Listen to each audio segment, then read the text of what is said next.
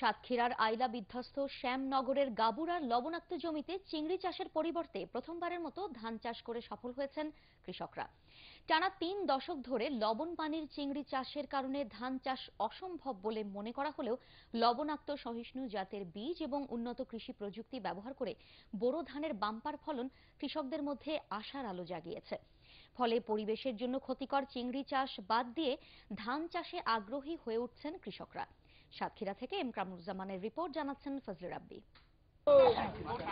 ৮০ দশকে সাতক্ষীরার উপকূলীয় এলাকায় শুরু হয় চিংড়ি চাষ। লবণ পানির চিংড়ি চাষের কারণে এসব জমিতে আর কখনো ধান চাষ হবে না, এমনটি ধারণা ছিল উপকূলীয় এলাকার প্রান্তিক কৃষকদের। কিন্তু ২০০৯ সালের ২৫শে মে প্রলয়ঙ্করী ঘূর্ণিঝড় আইলা আঘাত হানলে সমুদ্রপৃষ্ঠের পলি চিংড়ি ঘেরে প্রবেশ করে।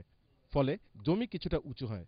এতে করে সেখানে আর চিংড়ি চাষও সম্ভব হয় না, পতিত হয়ে পড়ে এসব জমি।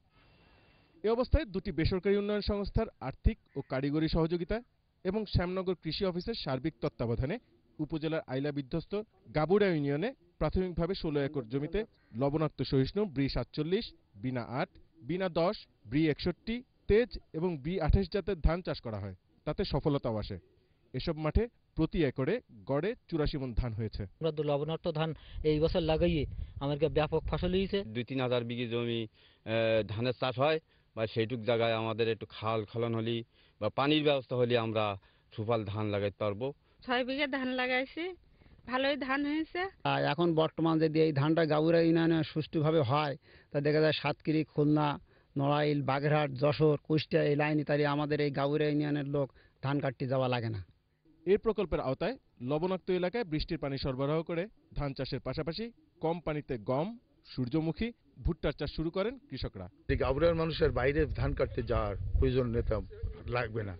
তার কারণ গাবুড়া যেভাবে ধান হচ্ছে, তাতে আমরা আশাবাদী যে আগামীতে বিপুল পরিমাণ ধান হবে। চিংড়ি চাষকে বাদ দিয়ে আমরা এই ধান চাষে ফিরে যাব। শ্যামনগরের উপজেলায় আইলা বিধ্বস্ত এলাকায় এই প্রকল্পটি বাস্তবায়ন করছে। এই প্রকল্প বাস্তবায়িত হলে ম্যানগ্রোভ এলাকায় ম্যানগ্রোভ ফরেস্ট সিজনে একটা বড় ভূমিকা রাখবে বলে আমরা মনে করি, এবং পরিবেশ সংরক্ষণে সেটা একটা গুরুত্বপূর্ণ ভূমিকা রাখবে। গবেষণার মাধ্যমে এ ধরনের নতুন নতুন প্রযুক্তি উদ্ভাবন করে উপকূলীয় এলাকার পরিবেশের জন্য ক্ষতিকর লবণ পানির চিংড়ি চাষের পরিবর্তে ধান চাষের অনুকূল পরিবেশ ফিরিয়ে আনতে সরকার কার্যকর পদক্ষেপ নিতে পারে বলে মনে করছেন ওই এলাকার কৃষকরা। Bureau report, ATN Bangla.